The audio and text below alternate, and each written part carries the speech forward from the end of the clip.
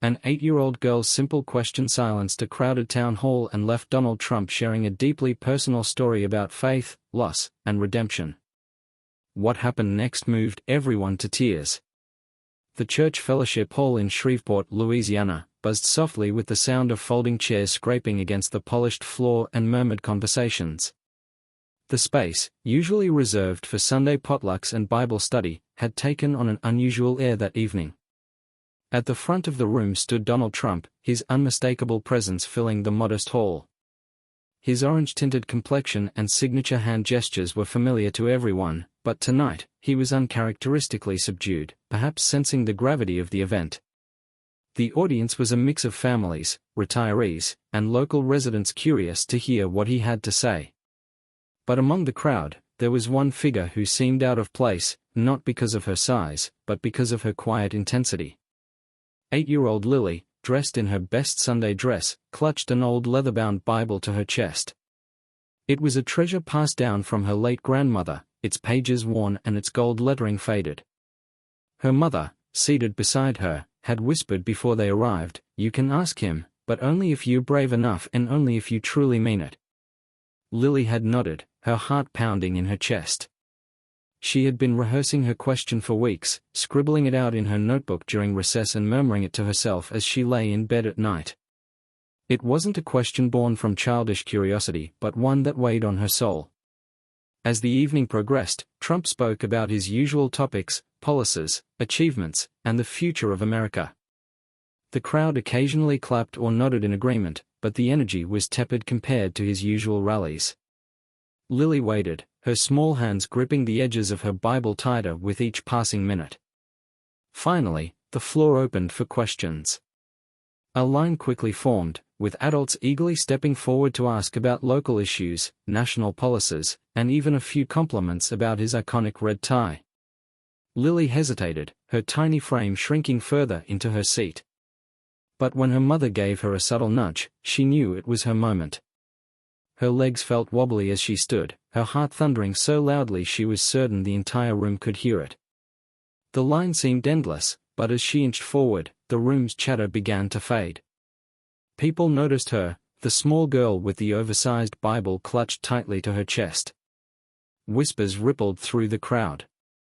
When her turn came, Trump looked down at her, his expression momentarily softening. "And what's your question, young lady?" he asked, his voice surprisingly gentle. Lily swallowed hard, gripping her Bible so tightly her knuckles turned white. Then, with a voice that trembled but refused to break, she asked the question that had been echoing in her heart for months. "Mr. Trump, what does God mean to you?" The room fell into an immediate and complete silence. Eyes darted between the girl and Trump, the weight of her question pressing down on everyone like a tangible force. For a man known for his rapid-fire answers, Trump didn't respond right away.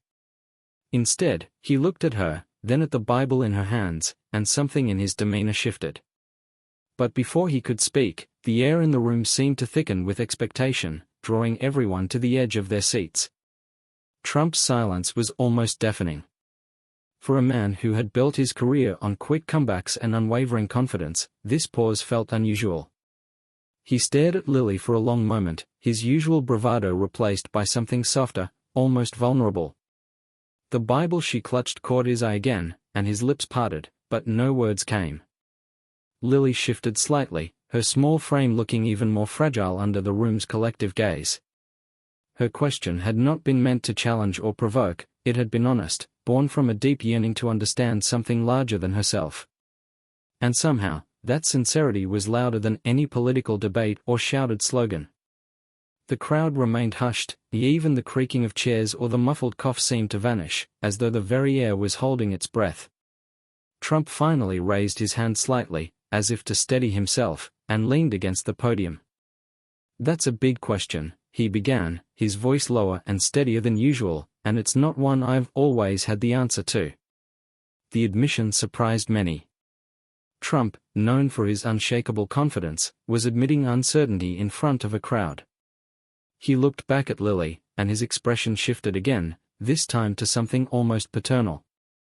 "When I was about your age," he continued, "I had a lot of questions about God too. my parents would take me to church every Sunday.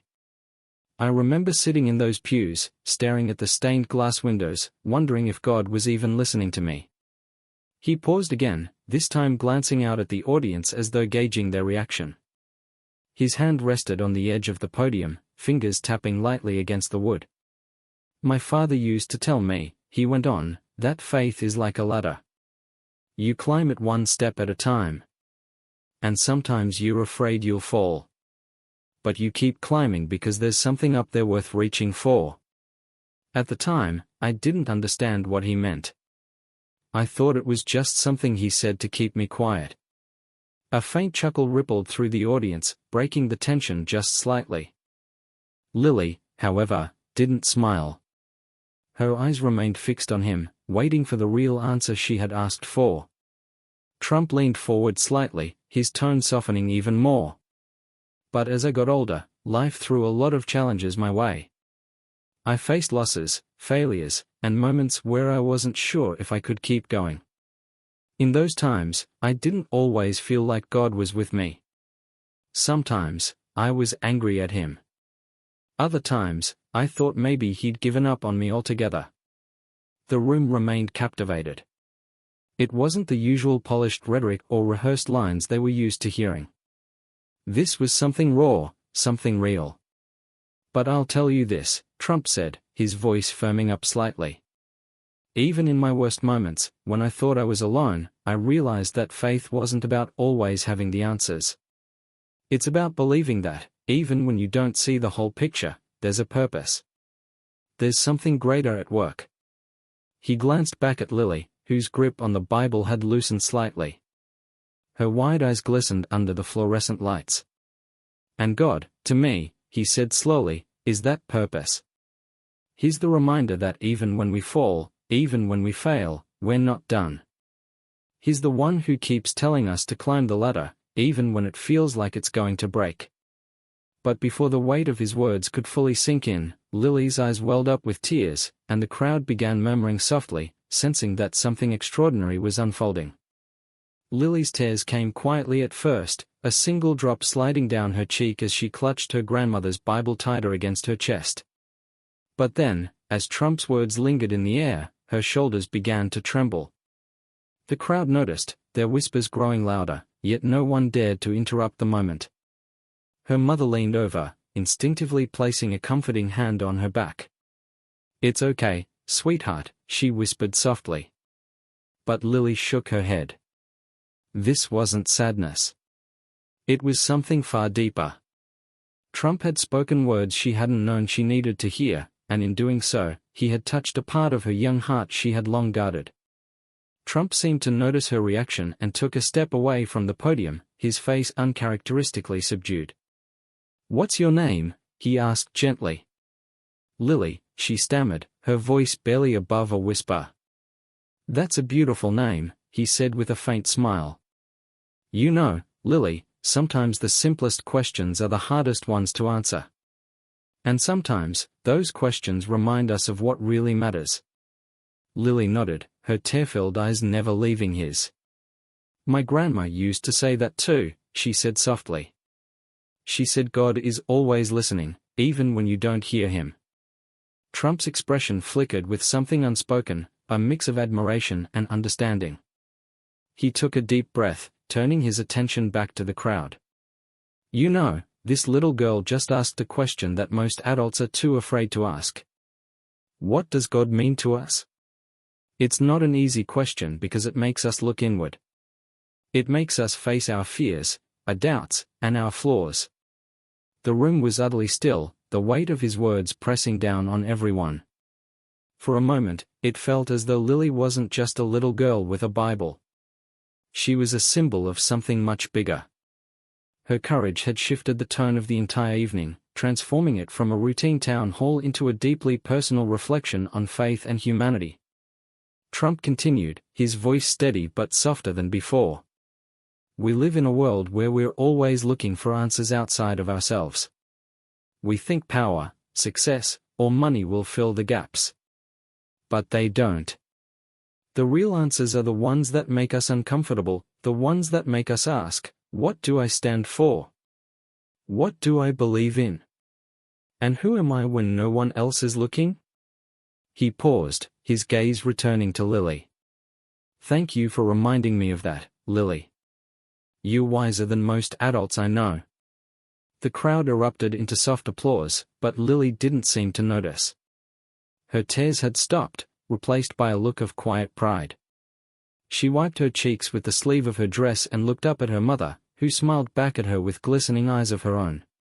But as the applause subsided, Trump's tone shifted once more, hinting that this conversation was far from over and that the room was about to be pulled even deeper into his story.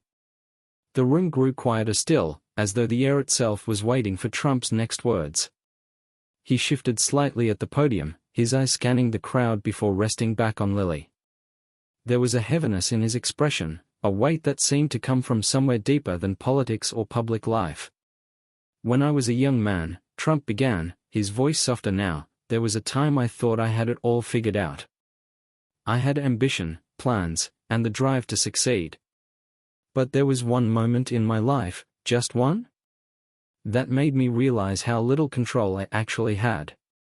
He paused, letting the words sink in. The crowd leaned forward, their curiosity palpable. Trump rarely opened a window into his personal life, and now it seemed he was about to. My brother Fred, he continued. He was one of the kindest, most genuine people I've ever known. He had a light about him, a goodness that I couldn't quite understand at the time. But Fred struggled. He had his demons, and no matter how much my family and I tried to help him, it wasn't enough. Trump's voice faltered for a brief moment, and he cleared his throat. When he passed away, I was angry. Angry at him, angry at myself, and angry at God. I couldn't understand why someone so good, someone with so much potential, had to leave this world so soon. Lily's gaze remained fixed on him, her young face etched with an expression far too wise for her age. Around the room, others looked equally captivated, their expressions a mix of empathy and intrigue. For a long time after that, Trump continued, I turned away from God. I thought, if he was real, why would he let that happen? Why would he take someone like Fred and leave me behind? He exhaled deeply, his hand gripping the edge of the podium. But then something changed. I don't know if it was a dream or just a memory, but one night, I saw Fred's face in my mind. He was smiling, this big, goofy smile he used to have, and I heard him say, Don't be angry, Don. You've got work to do.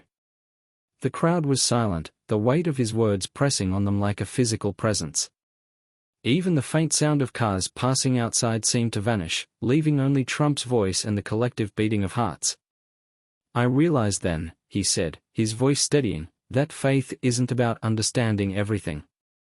It's about trusting that there's a reason, even when you can't see it. And maybe, just maybe, Fred's purpose was to teach me that. He turned back to Lily, his expression softening. So when you ask me what God means to me, I'll say this, he's the reason I keep going, even when it's hard. He's the reminder that we're here for more than just ourselves. And he's the one who gives us hope, even in the darkest times. Lily's eyes shimmered again, but this time, her tears didn't fall. Instead, she stood a little taller, clutching her grandmother's Bible with both hands as though it were the most precious thing in the world. But just as the room seemed to settle into the gravity of his story, someone in the audience raised their hand, breaking the silence and pulling everyone's attention in a new direction. A man near the back of the hall stood slowly, his hand still raised.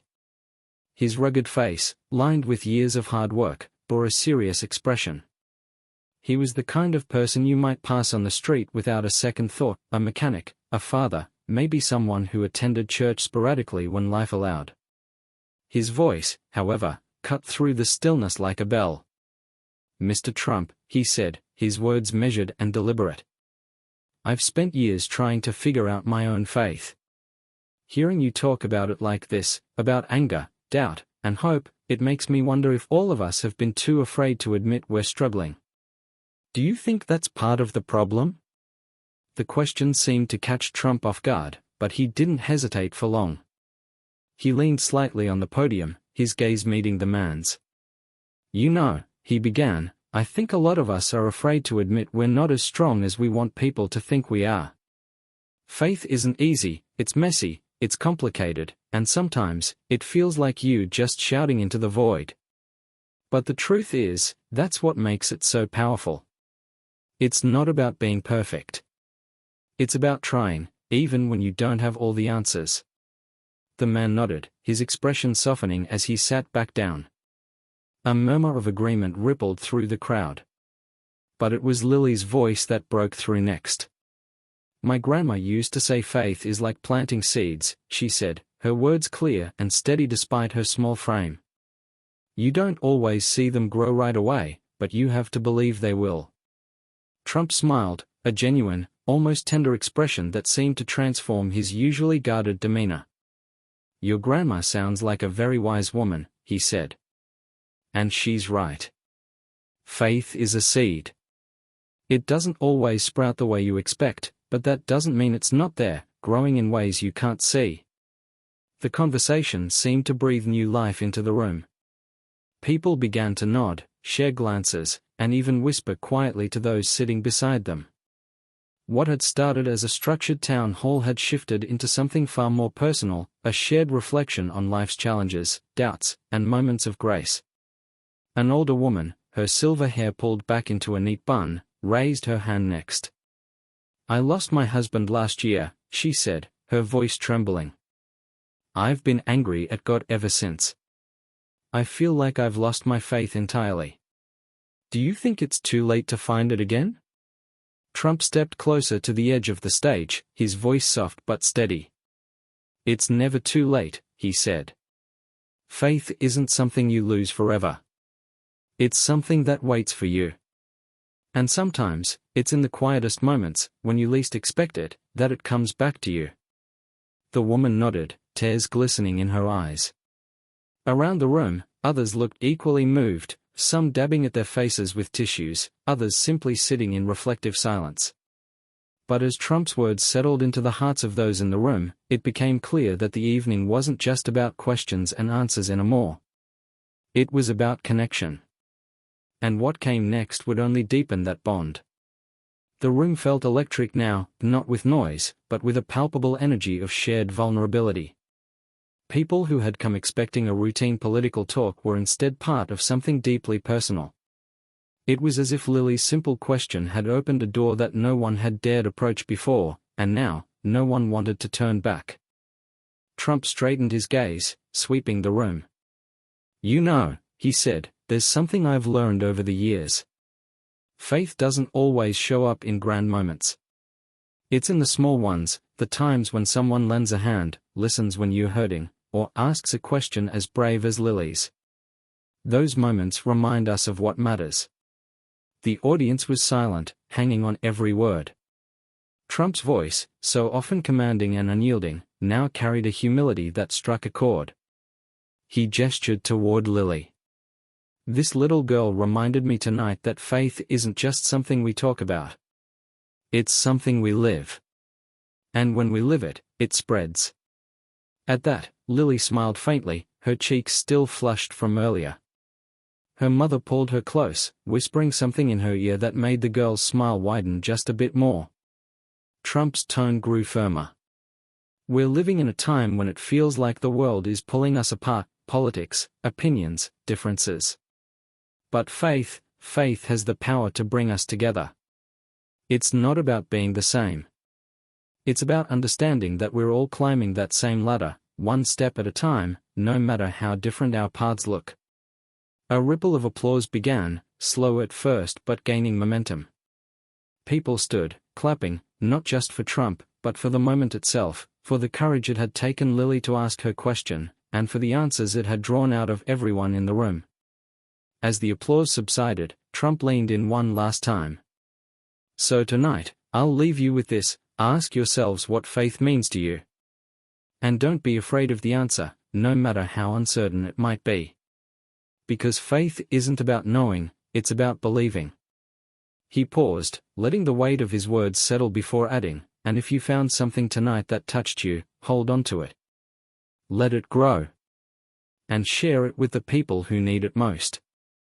The room erupted in applause again, but this time, it was punctuated with hugs, handshakes, and even a few tears. Strangers who had entered the hall with little more than polite nods now lingered, exchanging smiles and stories.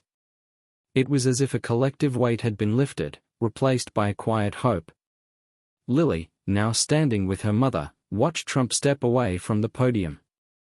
He walked over to her, kneeling slightly so they were eye to eye.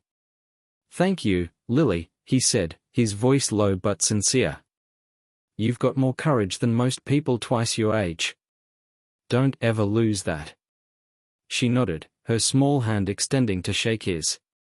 "Thank you, Mr. Trump," she said, her voice steady now, for answering. Trump stood, giving her a faint smile before turning back to wave at the crowd as he exited.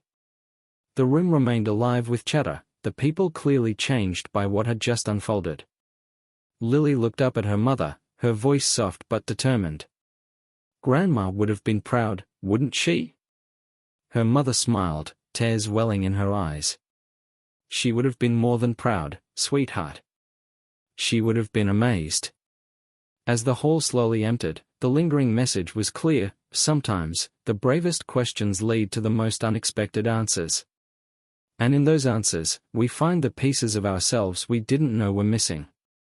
If this story touched your heart, take a moment to reflect on your own faith and share it with someone who might need it today. And don't forget to subscribe to our channel for more stories that inspire, challenge, and bring us closer together.